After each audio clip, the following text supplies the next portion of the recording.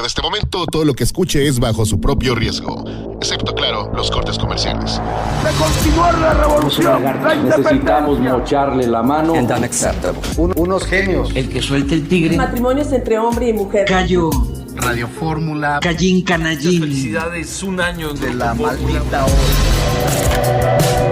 Señoras y señores, esto es La Maldita Hora con Cayo de Hacha.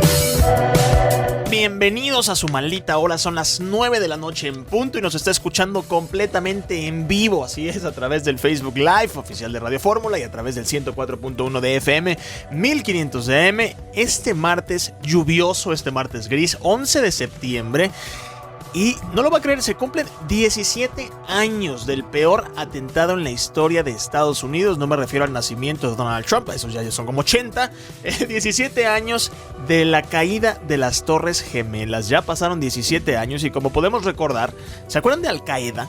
Al Qaeda decidió atacar dos de los centros de poder más importantes del occidente, de Estados Unidos. El World Trade Center, las Torres Gemelas en Nueva York y el Pentágono en Virginia. Esa mañana, 4 vuelos comerciales fueron secuestrados por terroristas que tomaron el control y los estrellaron. Los vuelos 11 de American Airlines y el 175 de United se utilizaron y se estrellaron contra las Torres Gemelas. El choque provocó que las dos torres, un ícono de la ciudad, colapsaran, mientras que el vuelo 77 de American Airlines se impactó contra la fachada oeste del Pentágono, esto en el estado de Virginia. El cuarto avión, el vuelo 93 de United, no alcanzó su objetivo gracias a que los pasajeros se enfrentaron con los terroristas y este avión terminó estrellándose en la zona rural cerca de Pensilvania. Ese día, en total, 3,000 personas perdieron la vida, más de 6,000 personas resultaron heridas. En este espacio hoy queremos reconocer también a nuestro amigo Ariel Mutsatsos, el único periodista mexicano que narró en vivo la caída de las Torres Gemelas. Lo hizo para Detrás de las Noticias, por cierto, conducido por Ricardo Rocha. Nos lo conté el año pasado, ¿te acuerdas? Sí, lo conté el año pasado y que fue por más casualidad, pues, que le tocaba estar ahí. Hoy vamos a platicar de dónde estábamos ese 11 de septiembre del 2001, dónde nos encontrábamos, qué estaban haciendo, porque si nacieron después, antes de esta fecha, seguro se van a acordar. En otras cosas, esta noche vamos a platicar con ustedes sobre la sorpresa que nos dieron nuestros diputados de Morena, pues con un ahorita no, joven, ahorita no, corazoncito.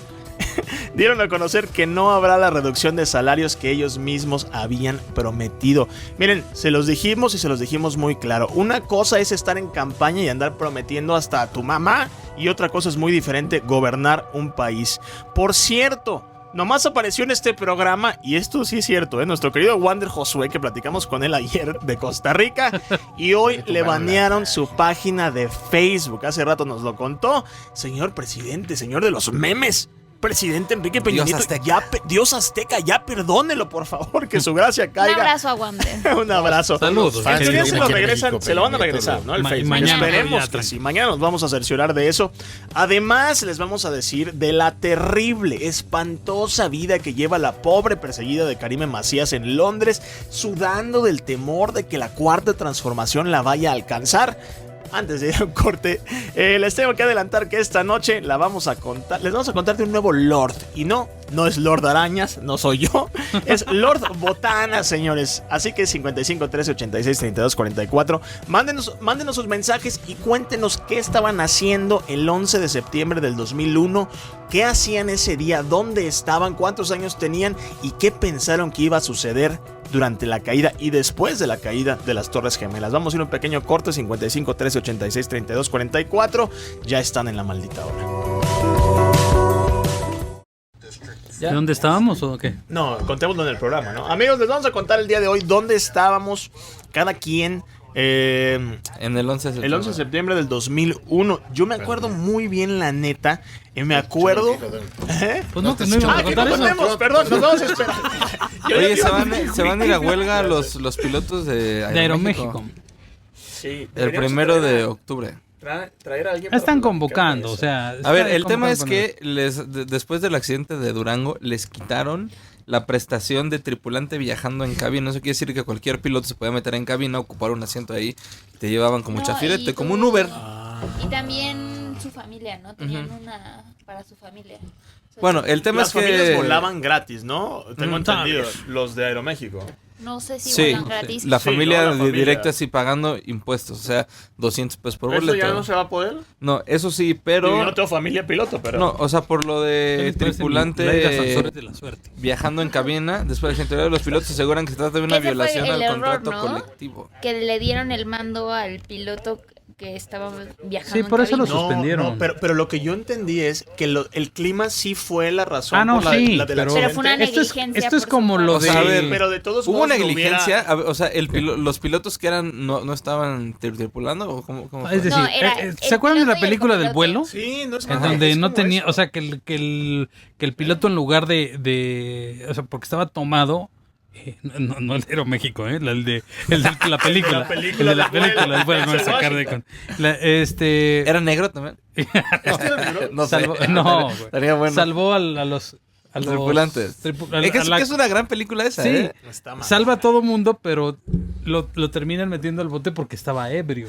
Ah, pero lo perdonan, lo perdonan al final de la película. No, al No, final él no va a la llega al cárcel. juicio. Ya les estábamos contando la película del vuelo. Véanla, está bien No, chingona. a ver, sí es cierto, Ah, bueno. él se Es un declara final, culpable. sí, no es un final feliz, digámoslo así. Sí, eso. Bruce Willis está muerto. Claro, porque él se libera, termina liberándose. Y al final su feliz. discurso... Y su Pero perdona cae en la lo, cárcel. y lo perdona a su hijo por La estoy decir confundiendo la con verdad. la del Hudson. Sí, Sí. son dos diferentes. Denzel Washington borracho. Sí, Ajá. en El el vuelo. vuelo, Coca. The Fly. Ajá. Que al Y en final- Coca, ajá. y en el ¿Eh? hotel. Que se Coca. pone un pedón faltando un día y luego en Coca. Sí, eso es lo que no quería contar. Y que pero sí, esa es. da igual. Está buena. Ya tiene 4 años que salió. Si no le vio, es por güey. Sí, de modo. Ya pasa hasta en los camiones. O sea, yo lo vi en un camión ya de repente. Oye, Amado. ¿Has visto John Q? ¿Qué? ¿Alguna vez? No. ¿Qué? Güey, ¿Qué? lágrimas. ¿Has visto John Q con Denzel Washington? No. Güey, me la pasé llorando con esa. Que le tiene que dar el corazón a su hijo. o algo Ah, así. pero eso no es... Denzel Washington Ay, qué es drama. el del justiciero. Sí, a la del Justiciero 2 me gustó, güey. Yo vi la 1 ahorita, Ah, está súper señores, buena. ya vamos a la maldita hora. Estamos en la sección de cine. Gallo de hacha. Estaba desayunando, oyendo noticias cuando me enteré del asunto. Payo, buenas noches. Pues yo qué estaba haciendo el día del suceso de las Torres Gemelas, iba en la preparatoria, segundo semestre de preparatoria. Recuerdo que fue algo muy impactante. Nos sacaron todos al patio y pensaron que era la guerra o algo así, porque fue muy terrorífico todo lo que pasó. Más que nada los maestros se alarmaron mucho, nos sacaron a prácticamente todo el plantel al patio precisamente. Cuando fue lo de las Torres Gemelas, yo me encontraba en su pobre casa en Zitácuaro. Estábamos en la secundaria y se dio el aviso de lo que había pasado y empezaron a hacer desalojo de escuelas en los 3 niveles de educación, e inclusive en todo el estado se suspendieron las clases porque dicen que estuvo muy fuerte el atentado. Inclusive lo estuvieron televisando durante todo el día, toda la tarde, y parte de la noche se habló el recuento de daños. Buenas noches, soy Isidro Flores. En ese momento llevaba a mis hijas a la escuela. Saludos, excelente programa. Buenas noches, Cayo, soy de aquí de Guadalajara. Estaba viendo las noticias cuando las interrumpieron para dar esa desagradable noticia. Gallo de hacha. Señores, hace 17 años, imagínense ustedes, a mí la verdad es que me sorprende, 17 años de la caída de las Torres Gemelas, un 11 de septiembre del 2001, muy temprano, nos enteramos, el mundo entero se enteró de una de las noticias más impactantes, por lo menos que yo he vivido. Y les voy a explicar por qué. Hoy, yo creo que la gente que nos escucha, joven, los chavos que nos escuchan, han de decir, güey, ¿eso qué tiene de impactante si cada semana nos enteramos que en París hay 50 Que en el concierto Ariana muertos, Grande, que no sé que en dónde Manchester hay una masacre, que en Orlando, Que en Francia, que en África, que en todos lados? Esto suena muy común, pero cuando sucedió en ese 11 de septiembre del 2001, era algo impensable, y más que sucediera en Estados Unidos. Pero aparte visualmente es mucho más alarmante que, o sea, no ves, por ejemplo, una explosión. Sí. Y aquí sí lo vimos todo en vivo. Y hay como las imágenes de la gente vivo, a aventándose todo del color, edificio. durante horas. Fue entero. impresionante. A ver, empecemos a contar. A ver, Hughes, ¿dónde estabas? Estaba 11 en de el baño, septiembre? fíjate, casualmente. Pero porque ese día no me tocó ir a Radioactivo, tenía que ir temprano. Y no fui. Y Radioactivo era una estación de radio. De radio en blanco y negro todavía. Que inventó A ver, pero ¿tenías cochinadas de miedo? música. ¿Tenías miedo, Hughes? Pues fue como muy impactante verlo, porque finalmente te sientes muy vulnerable. Si dices, bueno, pues sí, el país más poderoso del mundo sí, le hacen claro. esto, ¿sabes? Pues básicamente te pasa Todos cualquier somos cosa. vulnerables, ¿no? Claro. Esa fue la idea del terror, ¿no, María José? O sea, la idea del terror fue esa. Fue la gente que se aventaba del edificio. O sea, esas imágenes son impresionantes. Horribles. María José Cadena, ¿dónde estabas tú en ese fatídico 11 de septiembre del 2001? Estaba muy chica. En el kinder. Estaba muy chica, iba en primaria. Pero me acuerdo de ese día porque antes de que sucediera eso, según yo, seguro fue un berrinche mío, que mis papás no me dejaban hacerlo, obviamente, pero ese día tenía unas ronchas. Entonces juré que era como varicela o algo así. Entonces le dije a mis papás, es que tengo varicela.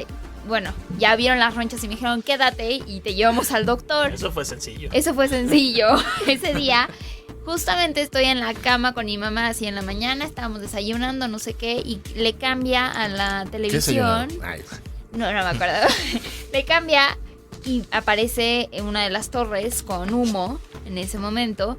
Y mi mamá, pues obviamente se alerta y me dice, oye, ¿cómo? ¿Qué está pasando? Y me empieza a explicar. Y nos quedamos viendo y vemos cómo el segundo avión choca en contra de la segunda torre. Lo vimos todo en vivo. Bueno, mi mamá me dijo que iba a empezar la Tercera Guerra Mundial. Un abrazo a mi mamá, que la amo. Pero en ese momento, o sea, me empezó a explicar y me dijo que habían bombas nucleares en el mundo. Entonces yo me imaginé que ya nos íbamos a morir todos. Yo fuera de mamá me veía, o sea, me imaginaba que en cualquier momento iban a pasar aviones por encima de estaba en Mazatlán. Nunca iban a pasar aviones por Mazatlán para nada. Pero bueno, el punto es que turísticos, pues, no de Al Qaeda. Si nunca pasan. De por sí. Jeru, estabas tú en la universidad, ya en la secundaria, Cayo. Aquí el más grande de esta mesa eres tú. Ay, por favor. Yo soy. Y luego, ¿en la secundaria? Sí, estaba en la secundaria y curiosamente fui al baño y me encontré al director viendo la televisión en un salón y me quedé. Vi que había ambiente y me quedé. ¿Tenías miedo? ¿Tenías...? Pues como que no entendía qué estaba pasando. Yo ni siquiera sabía que existían las Torres Gemelas. A ver, tenía 13 años. A mí me gustaba jugar fútbol y jugar Nintendo. Yo no sabía. Menos dimensionabas. Podías habernos mentido y nadie íbamos a saber que no conocías las Torres Gemelas. Qué sincero. No tenía ni idea, te lo juro. O sea, para mí, Nueva York de niño era lo que veía en las películas, que era la Estatua de la Libertad. Se creen más gringos que mexicanos. Pero ya vivía aquí. Estaba trabajando en la agencia informativa detrás de la noticia. Y si alguien fue culpable de que Ariel Mouzat estuviera en Nueva York, fui yo. Wow. Ariel y yo éramos muy amigos desde entonces. Él estaba terminando la carrera en el TEC de Monterrey. Y su visa había vencido y no le habían... Antes era un poquito más complicado el asunto de las visas. Seguro después de Donald Trump, quién sabe. Porque no sabías cuánto iba a llegar. Entonces él tenía el pendiente de que tenía un viaje programado a Nueva York. Y no tenía visa. Entonces me dijo que si podíamos echarle la mano a que le dieran una visa. Don Influencias aquí el señor. De periodista. Bueno, Ricardo Rocha pidió una visa porque él colaboraba con nosotros los sábados en el programa que tenía Carlos Loret. Los sábados conducía Carlos. Y tenía Ariel una sección como de tecnología, de gadgets y esas cosas que no existían redes y todo eso, pero... The Walkman, CDs. Y entonces, cuando se fue a Estados Unidos, se fue con visa de periodista. Por eso pudo hacer todo eso. Porque le dieron una visa de periodista. Porque dijo... pues nos puede ayudar en algo, ¿no? Uno nunca sabe, ¿no? Y Ariel y huevos que tomó. Y entonces Ariel me dejó los datos del lugar donde iba a estar, por si algo se ofrecía. No, porque él siempre era muy dispuesto, Ariel. Y entonces sí se nos ofreció, entonces me habló. Yo trabajaba en el turno de la noche, entonces en la mañana cuando me desperté me habló Daniel Robles, que sigue siendo el productor de Ricardo, y me dijo, ¿tenías los datos de Ariel?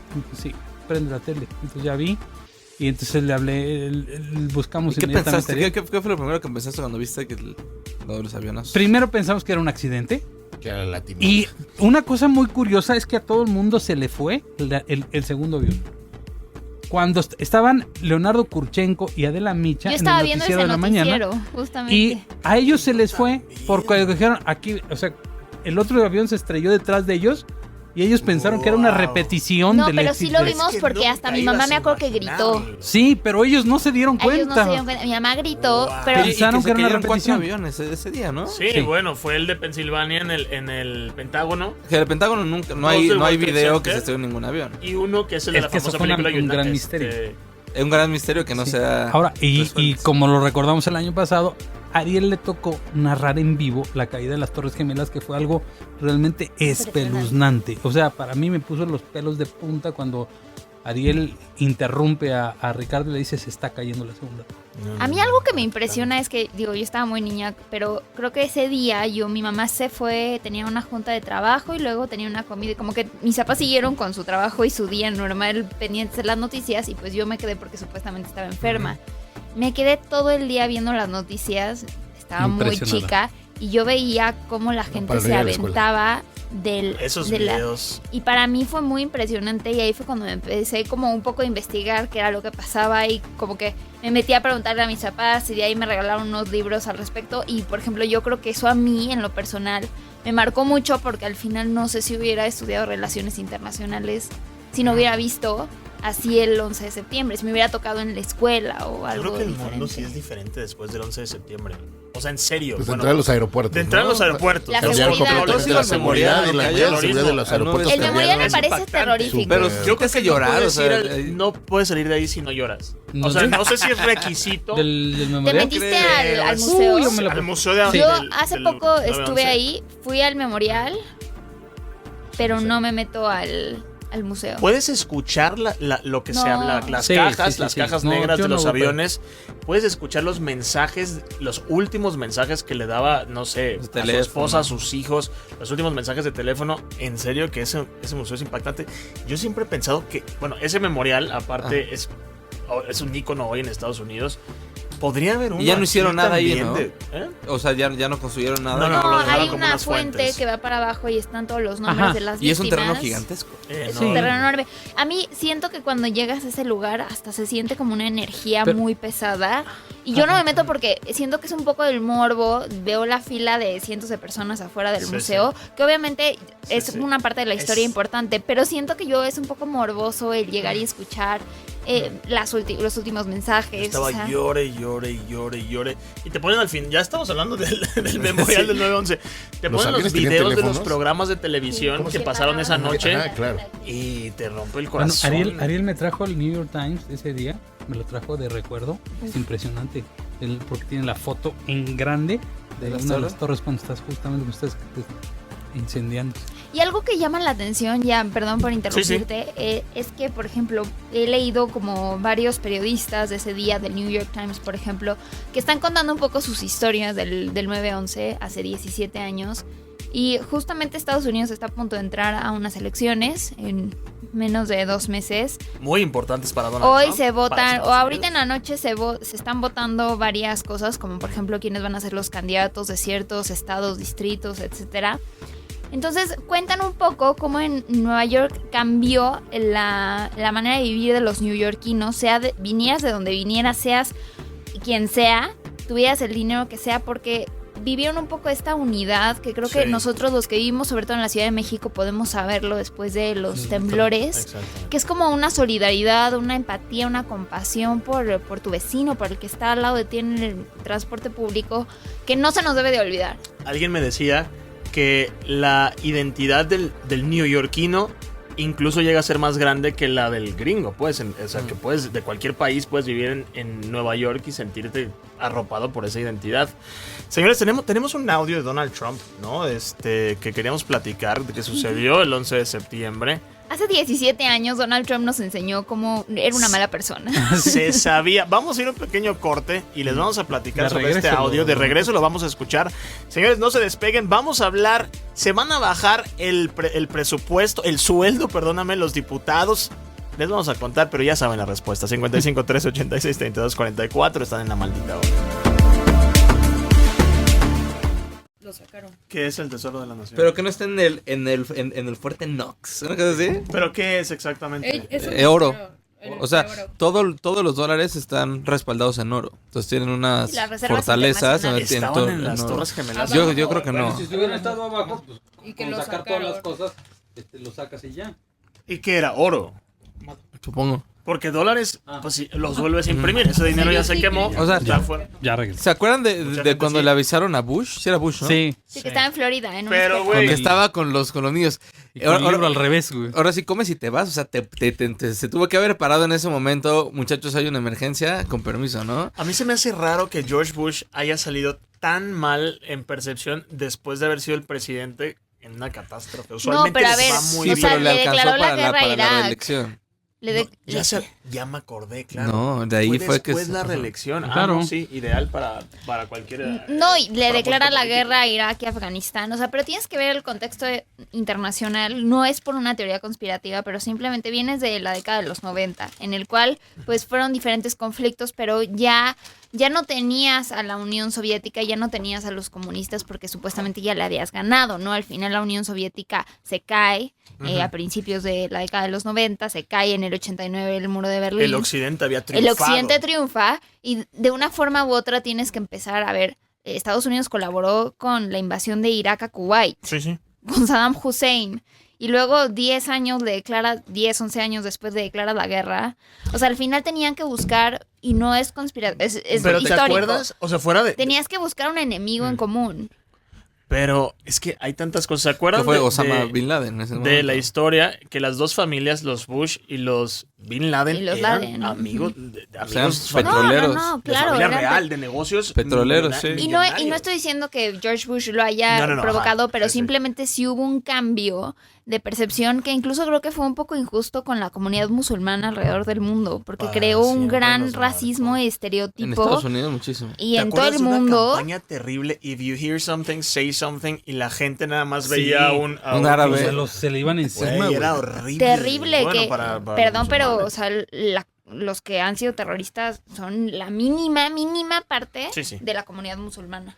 Vámonos. Nada más pongo ese audio de Trump con... ¿Cuánto dura? Dura un minuto menos. ¿Lo tienes? 40 segundos. Oh. Gallo de hacha. Yo andaba laboreando, andaba trabajando, estaba para el área de la ciudad de Tecate cuando pasó eso. No recuerdo exactamente, pero sí me acuerdo que estaba Jorge Berry dando la noticia. Seguramente fue algún programa de Televisa, pero tengo muy claro que era Jorge Berry el que dio la noticia y el que de los primeros que dijo que había sido Al Qaeda. Tenía 7 años, estaba yo creo en la escuela, reprobando, como siempre. Cursaba el segundo semestre de la carrera de Economía en la Facultad de Economía de la UNAM y uno de mis amigos llegó con el radio en los audífonos y decía que ya había empezado la Tercera Guerra Mundial, que esto ya era el fin y que como estábamos cerca de Estados Unidos había valido, pero no sabíamos a qué se refería. Y en la sala de profesores tenían una tele y lo único que mostraban las pantallas era mucho humo. El primer rumor que estaba circulando en los pasillos era de que el Popocatépetl le había hecho explosión, pero ya después mencionaban que habían bombardeado Nueva York y que ya había empezado la Tercera Guerra Mundial. Esos fueron, digamos que, los primeros rumores. Hola, Cayo, y a todos los colaboradores. Aunque me caigan mal, la verdad, sí me gustaría responderles educadamente. Y pues la verdad estaba trabajando, estaba en un negocio, en una farmacia. Estaba en el turno de la mañana, llegó en la tarde el compañero diciéndome que habían derribado las torres. La verdad al principio no le entendí de qué estaba hablando y me acordé que había unas torres ahí. Después vi el video y la verdad sí fue impactante. Gallo de hacha. Tienes uno de los edificios más conocidos en el distrito financiero, el 40 de Wall Street. ¿Sufrió algún daño tu edificio? Tuve una extraordinaria llamada. Ese edificio era el más alto, ahora el mío es el más alto. Y el mío, cuando construyeron el World Trade Center, se convirtió en el segundo edificio y ahora es el primero. Esas son las palabras hace 17 años de Donald Trump, en ese entonces considerado el ícono americano. Considerado el ícono americano, Donald Trump hace 17 años. Bro, salió en mi pobre neoyorquino, angelito. Claro que es el ícono. Salió en mi pobre angelito. O sea, nada más topa las... Es que nunca fue secreto quién es Donald Trump. Lo estoy diciendo para bien o para mal. No, que era un idiota y ya. Y lo sabíamos desde hace más de 17 años. Las torres más altas de Nueva York. Acaba ¿No de sabes? haber un ataque terrorista. Se murieron Sí. 3,000 personas. Ponle que en ese entonces no sabía, pero de todos modos, acaba de haber un ataque terrorista, se cayeron 2 edificios y lo que pensaba en ese entonces el hoy presidente de Estados Unidos es que su torre era la más grande. Él siempre gana. La tenía más grande. Sí. Y es en serio, Donald Trump es este arquetipo americano del ganador. Esto en los No, 90. del egoísta, del egoísta. egocéntrico. Pero ¿te acuerdas no que lo eso puedo creer. nutría en cierta década a los 90? Es decir, tienes que ser el ganador, siempre tienes que tener el primer lugar, el más grande. Hoy, Pero el presidente de cero Estados sensibilidad. Cero. Bueno, pero a ver, en Güey. esa época ya tenía todos los programas de televisión. En esa época era un ídolo. Y así construyó su personaje como Donald Trump, no el presidente. O sea, Ay, señores, pues Bueno. 17 años de la caída de Donald Trump. 17 años de la caída de las Torres Gemelas. ¿Quién se iba a imaginar? Hoy el presidente Donald Trump. Oigan, regresando a este país... regresando a este país, ¿qué les digo? ¿Se acuerdan de esa promesa que nos habían hecho en campaña en Morena? El presidente electo Andrés Manuel López Obrador nos prometió exactamente, y no me dejen mentir, que todos los funcionarios, incluyendo diputados y senadores, se iban a bajar el sueldo a la mitad. ¿Se acuerdan de eso? Miren, amigos, acompáñenme a ver esta triste historia. Es un país llamado México que se le prometió que los sueldazos de los diputados iban a bajar. Pero como muchas otras cosas de la cuarta transformación, pues no se va a cumplir y listo. Y es todo. Miren, hablando en serio les cuento. Los diputados no se van a bajar ni un peso el sueldo. Señora, le volvieron a ver la cara. Como nos lo prometieron, ¿se acuerdan? Porque dicen que no se pusieron de acuerdo. A ver, déjenme entender.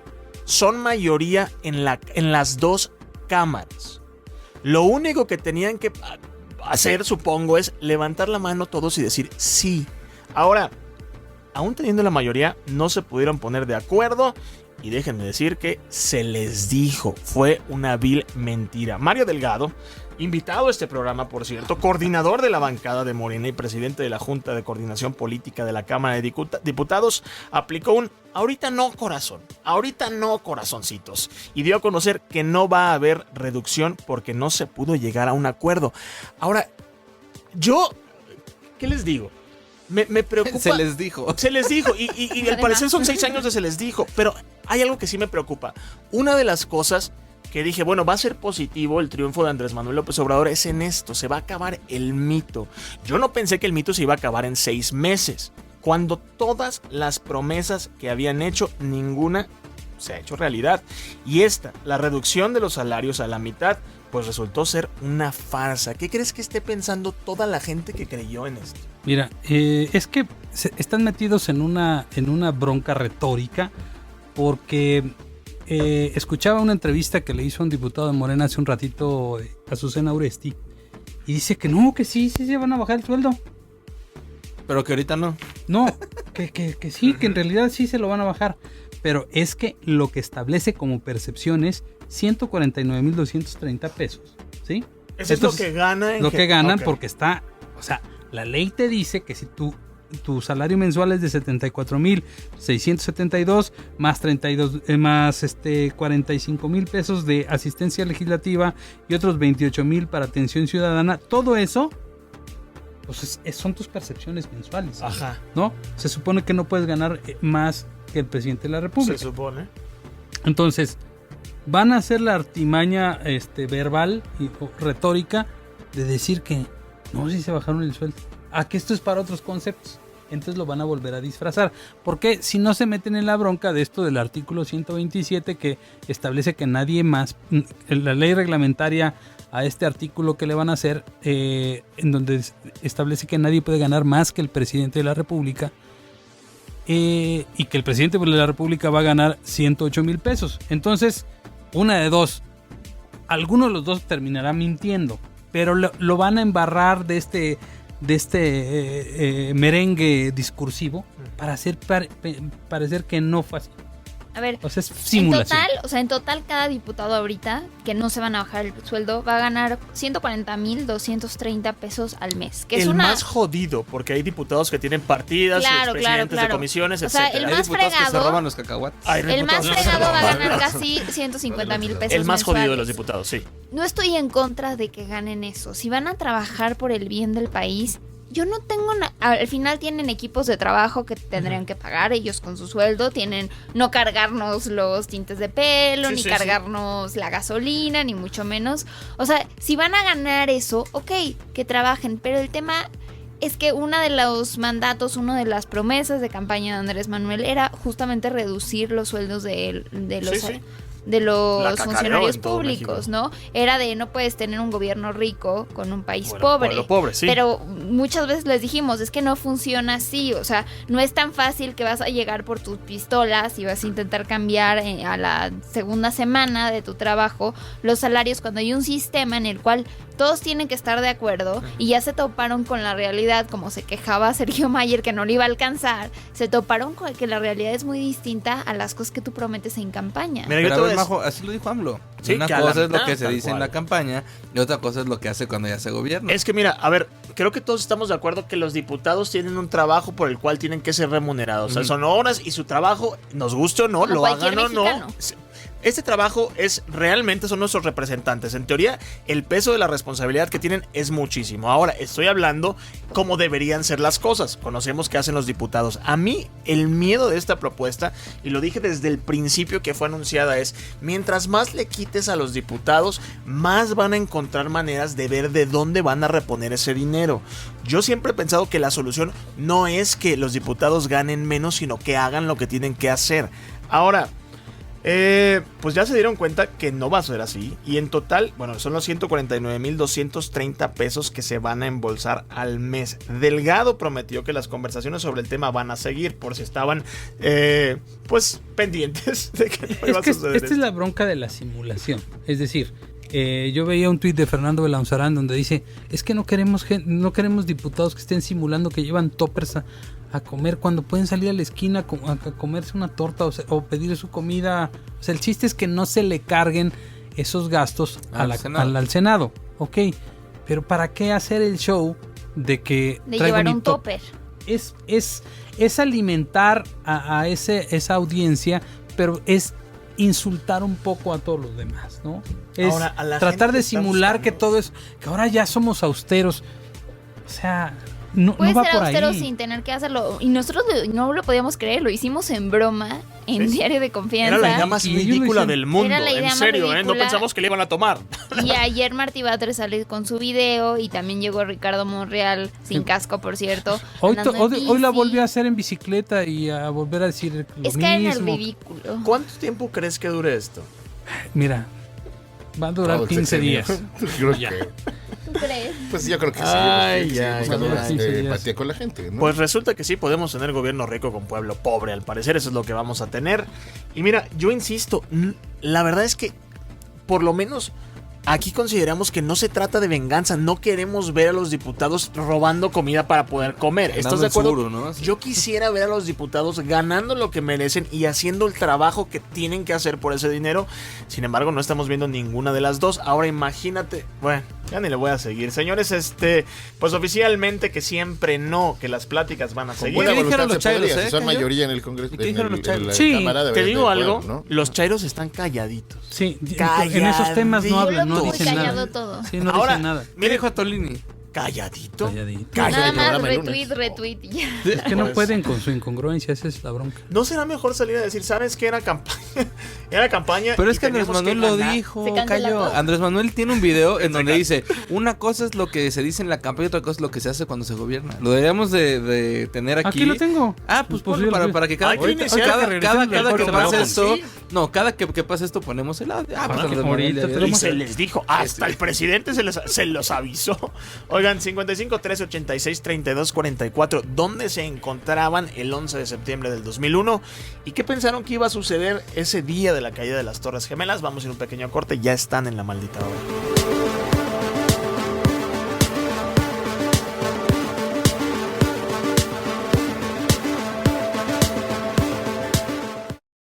Amigos, vamos a hablar obviamente de Rosario Robles, porque mucha gente nos está diciendo, ¿por qué no hablan de Rosario Robles? Ahí viene, bueno, el segmento más largo. Si hubiera usted sintonizado a las ¿es el audio? Sí. Ahorita lo vamos a poner en el aire. Del poder. Este es bien. Oye, Cachi, a ver, por ejemplo, tú Callo. Lo que se dice cuando se quiere obtener un cargo, y otra cosa es ya el ejercicio del poder. ¿Tú qué piensas ahora? O sea, ¿tú creíste que se iban a bajar la mitad los diputados del sueldo? ¿Tú crees en AMLO, ¿O nunca Carchi? creíste, pero no era importante? ¿Crees en AMLO? Sí. O sea, no entró al poder y ve todas las barbaridades que ha hecho. En ese programa se les dijo. Pero a ver, se te dijo en esta mesa a metros. A ver, sobre la disminución de los sueldos, ¿tú alguna vez cuando lo escuchaste que te lo proponía Andrés Manuel, sí dijiste, güey, sí se van a bajar a la mitad los sueldos? Sí, lo creí. Y por ejemplo, hoy, ¿qué dices, güey? Pues ni modo. Estoy decepcionada. Pero es que yo no. O sea, a pesar de todo esto, seguiría votando por Y por ejemplo, con lo de Napoleón Gómez Urrutia, con lo de Bartlett, con lo de Bejarano, con todo eso, o sea, que... Pues sí, o sea, estoy decepcionada, igual que tú. No, pero yo estoy decepcionado desde hace un año. No, es que no estás decepcionado porque el tema es porque no creías en eso. O sea, ajá, a mí no me rompió el corazón. Al contrario. A nadie, es como, güey, se les dijo. Sí. Es que a mí me parece bien que dejen de simular. Eso es lo que me parece bien, decir, no, es que no se va a poder con esto. Si vemos, hoy hay 3 cosas bien importantes. Esto lo del que aparece hoy también en la primera plana del Financiero. La columna de hoy de Raimundo Rivapalacio, que se llama De Reversa, papi, que se refiere a las cosas que no va a poder cumplir. Y la columna de Templo Mayor del Reforma, en donde dice que Carlos Ursúa nomás no le haya de dónde sacar los 500,000 millones de pesos para cumplir todos los capítulos. Porque es que es esto que dice Andrés Manuel. Una cosa es andar en campaña y otra el ejercicio de gobierno. Pero, ahora, él lo sabe, ¿no? Yo apoyaba a AMLO, pero no en todo, absolutamente todo lo que decía. Ajá. Pero considerabas que era la mejor opción. Ajá. Al final de cuentas. Sí, exacto. O sea, por ejemplo, o sea, ibas a votar por él de todas formas. O sea, ¿votarías otra vez por él? Sí. Sabiendo que ni siquiera ha entrado y ya la mitad de las cosas que dijo ya no las va a cumplir. Sí, porque consideras... ¿Volverías tú a votar votaste por él? Necesariamente por esas promesas que no está cumpliendo. Tú querías arrancar de raíz, en teoría, bueno, no sucedió, pero arrancar de raíz el problema, ¿no? De la mafia del poder, es que yo no estoy en contra de lo que dice. Poder, pero pues, o el sistema podrido, pues. Ya no quiero... No sé, Rosario Robles. O sea, que ahora se llaman Jacob. Cosas en todo, absolutamente todo México. Y no sé si AMLO va a hacer algo. ¿Por qué no puedo contratar a todos los diputados? Lo querías intentar. Y hay un chingo de intereses ahí de gente que jaló para allá. Que, pues... Gallo de hacha. Una cosa es la campaña, lo que se dice cuando se quiere obtener un cargo, y otra cosa es ya el ejercicio del poder. Gallo de hacha. Pues señores, se les dijo, y no me dejen mentir, se los dijo el presidente electo, se los dijo como candidato, y ustedes no quisieron escuchar, estaban enamoradísimos. Mira, en realidad este es un audio de una entrevista que le dio un medio de Coahuila y se estaba refiriendo a Donald Trump, pero aplica perfectamente para cualquier candidato en cualquier circunstancia. Hay que entender que de un lado estamos los ciudadanos y de otro lado los políticos, y lo que dicen no es falso. Ahora, nada más para sumarle al comentario, a ver, nuestra idea de ver qué se hizo realidad y cuáles promesas va a cumplir, lo hubiéramos hecho si hubiera ganado José Antonio Meade, si hubiera ganado Ricardo Anaya, si hubiera ganado el presidente electo Andrés Manuel López Obrador, porque ese es nuestro trabajo, hacer que los políticos cumplan lo que prometen. Pero bueno, ¿pero por qué a Peña no le decías esto? Se lo dije. Porque todavía no tenemos programa. No, la gente siempre pone eso. ¿Por qué no hablas de los desvíos de Sedesol y de la Sedatu? Rosario Robles. Pues, ¿qué creen, señores? Un saludo a Rosario Robles. Que vamos a hablar en el segmento más amplio de este programa. Señores, la telenovela y dramas de la familia política de López Obrador hoy tuvieron un capítulo nuevo, cuando Ricardo Monreal a Rosario Robles por las nuevas acusaciones en su contra por desvíos millonarios del presupuesto. Así es, el coordinador de la bancada en el Senado de Morena, Ricardo Monreal, negó la posibilidad de que el presidente electo Andrés Manuel perdone o le alcance la amnistía para las corruptelas que se le han destapado a Rosario Robles, que no son nuevas. Esto durante su administración al frente de la Secretaría de Desarrollo Social y la Secretaría de Desarrollo Agrario, Territorial y Urbano. Lo dijiste bien, señores, ya me lo aprendí. Pero esta novela no es nueva. Miren, hay que recordar que Rosario Robles habría sido quien construyera una red de financiamiento ilícito junto al empresario Carlos Ahumada para impulsar en ese entonces desde el PRD la primera aventura presidencial del hoy presidente electo Andrés Manuel López Obrador, quien ante el descubrimiento de esta red por los videoescándalos de René Bejarano abandonó a su suerte a Rosario Robles y pues obviamente la iba a pepenar el PRI. Que ahora todos estos menos ella están del lado correcto de la historia, ¿no? Ay. Miren, este martes, o el día de hoy, el diario Reforma publicó que la Auditoría Superior de la Federación encontró la ruta de 700 millones de pesos de Sedesol y Sedatu, estos 700 millones, que fueron desviados y transferidos a empresas fantasmas para ser retirados en efectivo. Según información del diario Reforma, tanto Sedesol como Sedatu durante la gestión de Rosario Robles, a través de 6 proveedores subcontratados, entre ellos empresas de televisión quintanarroenses, simularon contratos con compañías fantasmas a través de las cuales solicitaron órdenes de transferencia en efectivo. Entre diciembre del 2014 y diciembre del 2017, estas empresas fantasmas recibieron mediante servicios de transporte privado de valores dinero completamente en efectivo y desviado de las secretarías, dinero público. Rosario Robles fue titular de la Sedesol desde diciembre del 2012 al 26 de agosto del 2015 y de la Sedatu del 27 de agosto, desde que dejó de Sedesol, hasta la fecha. Hasta hoy, 11 de octubre del 2018. Chayito salió Rosario salió a decir que ella es la más interesada en que se investigue eso y que van a descubrir que si el dinero está debidamente en donde que no hubo ningún desvío. Ella salió a decir que las acusaciones en su contra eran falsas y hasta hizo una conferencia de prensa en la cual salió un hombre acusando que trabajaron con ella en la Sedatu. Nadie quiere decir que no haya ayudado, por ejemplo, al sector minero, como platicaron hace un par de horas.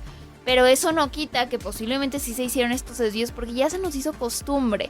Lo que me llama la atención de estos datos que están en la Auditoría Superior de la Federación, de estos 700 millones de pesos que a través de Sedesol pues se fueron desviando en efectivo, es que, por ejemplo, en el estado de Quintana Roo fueron durante la gestión de Roberto Borge. Así es. Entonces yo creo que las cosas no son coincidencia, ¿no? Es terrible. Ahora, yo si fuera Rosario Robles, estaría comprando mi vuelo, más bien mi vuelo sencillo y sin regreso a Londres. ¿Con Karima Macías? Con Karima Macías. Mira, ahí te va. Usualmente todas las administraciones necesitan validarse. Lo que hizo el presidente Enrique Peña Nieto con el Baester Gordillo. Ahora, uno de los nombres que me suena que el presidente electo podría cortar cabeza es Rosario Robles, y con estas acusaciones encima pues se la pone más fácil. Que a ver, podría hacer eso, pero eso no quita que Rosario podría ser responsable de estos desvíos. Una cosa creo que... Pero sí pesa tanto Rosario Robles, o sea... Pues al final es la estafa maestra, ese es el tema. Es la operadora política más importante del presidente Enrique Peña Nieto. No lo creo. Sí, no sé si la más importante, pero últimamente la más visible, porque nos enteramos de la estafa maestra, hoy nos enteramos de estos desvíos. Pero no pegó la estafa maestra, ¿sí? No, sí pegó, hasta recibió un premio. Recibió un premio Daniel Moreno. Mira, la Casa Blanca pegó. Rosario Robles. ¿Qué dice Rosario Robles dijo, mira, aquí está la nota de Notimex que dice: la titular de la Secretaría del Sedatu, Rosario Robles Berlanga, afirmó que está muy tranquila, sin nada que temer ni esconder de los presuntos desvíos. El cito textual: mi trabajo lo acredita, mis ingresos lo acredita, también mis bienes que son públicos y puedo estar absolutamente tranquila que los convenios se realizaron, y si alguien en la Sedesol o en la Sedatu hizo mal uso de los recursos, que se proceda conforme a la ley, argumentó. Y dijo en conferencia de prensa para abordar el fondo minero, sostuvo que no se necesita el perdón de nadie, pues se le investiga hasta por debajo de las piedras. Insistió en que se encuentra tranquila ante la llegada del próximo gobierno. Políticamente yo no estaría tan contento ni tan tranquilo. A lo mejor ella sí, pero... Y te voy a decir algo, no creo que, o sea, a mí me parece que Rosario Robles, a pesar de su historial, es una mujer inteligente. Claramente no hay un documento, no hay una bóveda en su casa en donde están los 700 millones de pesos en efectivo. Ni un papel que ese dice, dinero, aquí soy Rosario Robles. Te lo podría afirmar. Te lo podría no. afirmar que ese dinero ni siquiera está disponible para ella. No estuvo disponible nunca para su uso.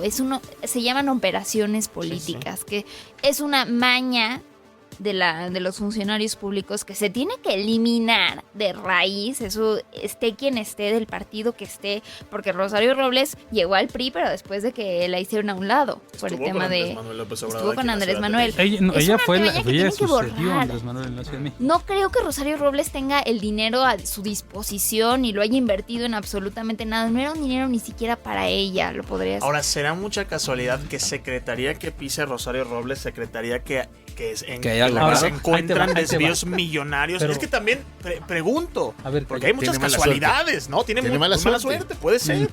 No, coincidencia, pero mucha coincidencia. En una cosa que sí yo insistiría, y como hemos visto a la PGR en estos últimos días, que a lo que se dedica es a deslindarse y a decir que no puede ejercer. Estas cosas, lo que más nos molesta, y yo retomo mucho de lo que dice María José Cadena siempre, es que salen a decir, es que Rosario Robles tiene una investigación en su contra. Pues la tiene desde hace año y medio, 2 años, o igual que José Antonio Meade. Pero, caramba, ¿por qué no se proceden al respecto? Porque es nada más, tiene una acusación y ya, o procedes o no procedes. No, ni siquiera llega a tener una orden de aprehensión. Algo. No hay nada. Entonces, a mí me parece que es el uso político como el que se le dio también a Ricardo Anaya, ¿no? De que lavó dinero. ¿Y dónde están pues ya pasaron la campaña? ¿Por qué no lo han metido a la cárcel entonces? Oye, es cierto. Que no, esto era ¿cómo era posible? Videos y... La PGR parece demandar a cualquier persona ahora que tú le des seguimiento y presentes pruebas y es diferente. Ahora, no estamos diciendo que Rosario Robles sea inocente. Yo no meto las manos al fuego por todos y menos por Rosario Robles. Pero el tema es que me llama la atención que fue bastantes años titular de la Sede Sol, que sería la secretaría que tienes que ayudar a los mexicanos con mayor necesidad en México. Yo no sabía que la de mayor necesidad era ella. No, y desde luego que esto no se interprete de ninguna manera en una defensa de Rosario Robles, pues porque primero nosotros qué chingados vamos a estar defendiendo a alguien, segundo la señora no necesita que nadie la defienda, se puede defender sola, pero lo que a mí sí no me cuadra es que a cada rato se estén sacando acusaciones y todo se queda en puras acusaciones. A ver, Amado, vivimos en el país de la impunidad. La imagen hoy de Karime Macías en el metro, que hubiera sido una imagen de cualquier lado cotidiano en el transporte público, está una mujer leyendo, está otra mujer dormida, etcétera, representa para nosotros el símbolo de la impunidad. Yo creo que las pobres que iban al lado, los pobres que iban al lado, ni sabían. Miren. Está Tulaida Sansores de la suerte. No, gracias, amigo. No me va a traer mucha suerte. Nunca te mate el tinte en tu impresora, por lo menos. ¿Cómo se imaginan ustedes que es la vida de un perseguido político? O sea, escondiéndose. Como de Wander Josué. Como de Wander. Bueno, ese es otro perseguido político. Amigo que le mandamos Wander, un saludo. Como de Halle Berry, ¿no? Con sí. la película. Huyendo, viviendo en la miseria, esculcando los botes de basura para que. Como Kate del Castillo en Ingobernable. Como Kate del Castillo en Ingobernable, básicamente. Con una gorra como la de Jero. Escondido en Tepito. Eso les pasa por ver series de Pigmenio Ibarra. Miren, la verdad es que Karime Macías, hoy se filtró hoy circuló una fotografía de Karime Macías, ex primera dama de Veracruz, esposa de Javier Duarte. Aún esposa de Javier Duarte. De Javier Duarte.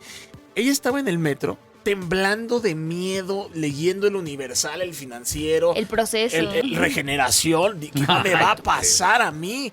Estaba leyendo La Jornada, ¿no? No, la revista ¿quién de...? El Félix León le hizo una caricatura muy buenísima. Al lado iba dormida la señora Justicia. Y el otro lado la PGR. Es una barbaridad. Bueno, Karime Macías, acusada del desvío de 415 millones de pesos a través de 33 empresas fantasmas, se encuentra en un metro de Londres leyendo el New Yorker, porque antes muerta que sencilla. Recordemos que el 21 de junio de este año Karime Macías solicitó asilo político en Inglaterra argumentando que era una perseguida política y le fue concedido. Luego de esto, el gobierno de Veracruz, específicamente Miguel Ángel Yunes Linares, aseguró que ella no era una perseguida política sino una prófuga. Pero pues quién sabe, ella sigue en Londres, el dinero pues no han regresado. Escondiéndose no está, ¿no? Nada. Pues no se está escondiendo porque y creo que porque no hay extradición. Para como se le pegue la gana. Para como vemos la situación con la PGR, que es una tristeza, la poca impartición de justicia que existe, pues prácticamente Karime Macías podría con la mano en la cintura pedir un asilo político. Yo no veo imposible a estas alturas que Karime Macías regrese y que le exija a Veracruz que le pida disculpas. Ay, ¿cómo crees? No lo veo imposible, no veo imposible en esta cuarta transformación. No lo veo imposible, tampoco el regreso de Javier Duarte. Pero bueno, ¿te hubieras imaginado que Cuauhtémoc Blanco iba a ser gobernador de...? Pues es una locura. Pero imagínate los veracruzanos... Incluso, perdóname, Cuitláhuac García, el gobernador electo, dio a entender que Javier Duarte sí era parte de una persecución política y ese es el próximo gobernador de Veracruz. Eso te habla de qué va a suceder. Pero no es nuevo y lo hemos platicado aquí, ciertos convenios que tenía la administración de Duarte con Morena en municipios dentro de Veracruz. Entonces sí, todo puede pasar. Karime Macías sí puede ser una perseguida política, dependiendo cómo veas. Pero imagínate los veracruzanos el ver esta imagen de esta señora que prácticamente desfalcó junto con su marido durante la administración a un estado y que al final no se ha resarcido el daño. Perdón, pero Veracruz no ha salido adelante como merece, al menos. A ver, esos 415 millones que ha de haber sido, lo hemos dicho aquí muchas veces, lo que se les cayó, esos 415 millones no le van a regresar a Veracruz. Y lamento decirles, pero no veo que se les vaya a regresar ese dinero jamás. Un abrazo para todos. Paciencia, prudencia. Verbal continencia. Piensen más bien 2 veces a la vez de votar. Porque creo que ese ha sido el error y tener una gran indiferencia en la cual llegas y le das el poder absoluto a alguien que pues está fuera de sí. ¿Alguna vez el presidente electo se ha referido a Karime Macías? No, ¿O ha hablado sobre...? Ahí te das cuenta que son temas Duarte, ¿no? Porque ha sido muy pronto para hablar de otros gobernadores. Sí, ha sido muy pronto para criticar a otros para gobernadores. Defender a sí. Me parece extraño. Y más siendo un gobernador condenado por todo el país. Y una mujer, una ex primera dama condenada por todo el país. Pero bueno, Pero bueno, ella está en Picadilly, sí, lo siento. Ay. Oigan. ¿Puedo mandar un saludo? No crees que sea claro que sí. ¿Cómo va la selección, Jero? Casados. Ni hemos visto. Hoy no tenemos salud. Jugaron, empezaron a las 8. El que pierde paga el muro. Honestamente es que la alineación... Ahí está empezando el segundo. El que pierde paga el muro. Puso otra vez a la selección. Ya está por terminar. Ni puedo conectar. Ni le cambie. No vale ni la pena. Oigan. Y luego puedo decir los extranjeros. ¿No? ¿Puedo mandar mi saludo? Por favor, querido amigo. Bueno, hoy cumple Ferretti es un payaso. A todas las personas que cumplan años hoy. De mi familia, para ser. Que no es uno, son varias personas. Mi hermano. ¿Varias de tu familia cumplen? Mi hermano René. Mi hermano René cumple años hoy. Julieta cumple años hoy. Muchas felicidades. Mi hermana Amalia cumple 4 años hoy. Gracias por convertir hoy el programa de la mañana. Ariel Muzazo. Hoy también es el aniversario del golpe estado en Chile. Salvador Allende. 54 años del golpe militar. Sí. Qué fecha. Oigan, antes de irnos tenemos... Esto no es noticia, 45. les va a sonar. ¿Qué? No, 54, sí. 45.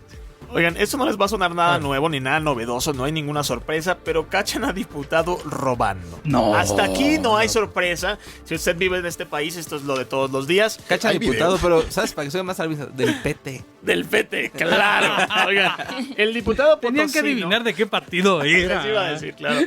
El diputado potosino José Belmares Herrera del Partido del Trabajo del PT fue videograbado involuntariamente, no se dio cuenta, mientras embolsaba unas aguas y la botana que habían dejado sus compañeros en el salón de sesiones del Congreso de San Luis Potosí. Bueno, ¿cuál pepenador? Y esto es en serio, está el video, lo van a ver, si no se los comparto. Ahorita recorrió la mesa de un extremo a otro, esto es en serio, y guardó el botín en su mochila sin percatarse de que estaba siendo grabado mientras una de sus compañeras era entrevistada. Ahora, el legislador de edad avanzada... Está chistosísimo. Es demasiado. Pero ya lo habían dejado, a lo mejor ya nadie lo iba a recoger. Dijo, sí, exactamente. Que se echa a perder y eso... Puede ser. O robacubas en fiesta. Pero imagínate lo manoseados que estaban los cacahuates y los echó en su bolsillo. Pues igual estaban buenos, ¿no? Está preparándose para la austeridad. Lo más chistoso es que se le caen los cacahuates, o sea, fuera del vaso, del vasito donde se los está llevando. Y los vuelve a meter, güey. A mí me dio mucha ternura, la verdad. Pues no lo sé. Yo también, pero no los recojo del suelo, güey. Yo creo que esos cacahuates sí los tiran a la basura, ¿no? Yo creo que tenía sed, agarró una botella y la guardó en su maletín. Es que si te tuviera al lado, o sea, si yo podría agarrar tu botana y el agua. Sí. Pero ya moverme hasta el otro lado de la mesa. Hagan de cuenta que cuando siempre dejan cosas. Si el platito de cacahuates tenía nuez de la India, yo lo hubiera hecho. Sí, güey. Pero no eres diputado. Oye, y también otra cosa. ¿Tú sabías que las cantinas ponen cacahuates para que te entre más alcohol y no te sientas tan borracho? Pues no sé si sea esa la razón por la que el diputado... Conmigo pierden, porque yo entre más cacahuates como más cacahuates. A mí me dio mucha ternura. O sea, sí, obviamente es muy chistoso que lo hayan grabado aparte, agarrando el agua metiéndola en su maletín, agarrando, pero pues yo sí lo haría, si tengo hambre y me estoy muriendo de hambre y tengo algo más que hacer. Es que ya no, la Netflix es que ¿qué tal que iba a agarrar un Uber? Ya en Uber ya no dan agua, sí está bien corriente el servicio. No hay Uber en San Luis Potosí, amigo. Ay. El legislador de edad avanzada incluso toma el plato desechable de cacahuates, lo pone lo vacía en un vaso para llevárselo, nada más para recordarles que hay cosas que 160,000 varos no pueden comprar. Porque son los cacahuates. Son unos cacahuates. Le iba a agarrar lejos la tienda. ¿Sabes? Si estaban esos cacahuates ahí, nadie se los iba a comer. Fíjate que el diputado lo googleé, tiene 2-3 escandalitos de esos buenos. ¿sí? Es que los diputados de San Luis Potosí, vimos ayer el que bailaba con el burro y que les mentó la madre, y el otro también. De 3 partidos diferentes, del PRD, del PT y del PRI. Para que no digan que... Algo ahí en el agua, o los cacahuates de San Luis Potosí. ¿Qué pasa, San Luis Potosí, por favor? Oigan, invítenos a San Luis Potosí. Oigan, malas noticias para Brasil. ¿Se acuerdan que, no sé si lo platicamos aquí en Diario de Confianza, habían apuñalado a un candidato de derecha en Brasil? Jair Bolsonaro. Así es. Hoy, el único que le podía hacer frente, y lo habíamos platicado, tú me lo habías dicho, era Lula da Silva, ¿no? O por lo menos endorsar al candidato de izquierda. Y ninguna de las dos. Pues resulta que Lula da Silva está en la cárcel por una pena que me pareció desproporcionada. A toda la comunidad internacional está de acuerdo que fue desproporcionada porque se le mete a la cárcel por un caso de corrupción que no pudo comprobar un departamento en Río de Janeiro. Pues mira, cosa que no pasó. Rarísimo, Pero la realidad es que, bueno, el Partido del Trabajo, el Partido de los Trabajadores, en el que está Dilma Rousseff, en el que está Lula da Silva, es un partido en el que pues está metido en el caso de Odebrecht, en donde sí hubo una penalización contra funcionarios públicos, no como en México. Lula está en la cárcel, estaba pidiendo que se le respetaran sus derechos de ser votado en Brasil. Al final, hoy renuncia a la presidencia, sube Haddad. Pues yo creo que es una razón muy simple en la cual era una batalla. Te abres muchos frentes de batalla y al final te tienes que enfocar en uno. Y el uno es salir de la cárcel primero. Lula es un ícono, no nada más en Brasil, sino en Latinoamérica. A mí me parece que hizo cosas magníficas en Brasil y también hizo cosas y cometió muchos errores que, bueno, hoy vemos las consecuencias en su partido. ¿Le auguras un mal futuro con este candidato? Es de derecha, lo están llamando, tú me decías, el Donald Trump. Jair Bolsonaro tiene una fortaleza política y sobre todo después de que ya saliera vivo, después de este ataque y todo, lo ha aprendido a capitalizar a su favor. Era el líder de las encuestas si no contabas a Lula porque estaba esta duda si iba a estar o no en la boleta el próximo octubre. Y pues Jair Bolsonaro es un ultraconservador, ultraderecha, que es muy extraño en un país como Brasil, que está a favor de derechos civiles como las parejas homosexuales, el aborto. Él representa todo lo contrario. Y vamos a ver cómo le va a Brasil en las próximas elecciones, porque una de las salidas era votar a Lula y que regresara al poder. Ahí los lulistas, los que aman a Lula y aman al PT, estaban a favor. Pero pues al final hay otra opción que también cree que es tiempo de cambiar, ¿no? Las elecciones en Brasil serán este 7 de octubre. Estaremos al tanto de que... Fernando Haddad es el que se queda en su lugar. Fernando Haddad. Oigan, ya nos vamos, señores. Muchas gracias por acompañarnos. Muchas gracias por soportarnos. Un saludo para Rosario Robles, que escucha este programa. Nos escuchamos mañana a las 9 en punto. Recuerden que la verdad... Un saludo al Wander también. Al Wander. Saludos, Wander. Un saludo y recuerden que la verdad nos está jalando tu Facebook. Primero nos va a hacer enojar. ¡Adiós! Amigos, hay que irse para poder volver. Esto se llamó La Maldita Hora. Sintonízanos mañana en la misma batihora y en el mismo Vaticanal, con su bajeza bendidísima Cayo de Hacha. Hasta pronto.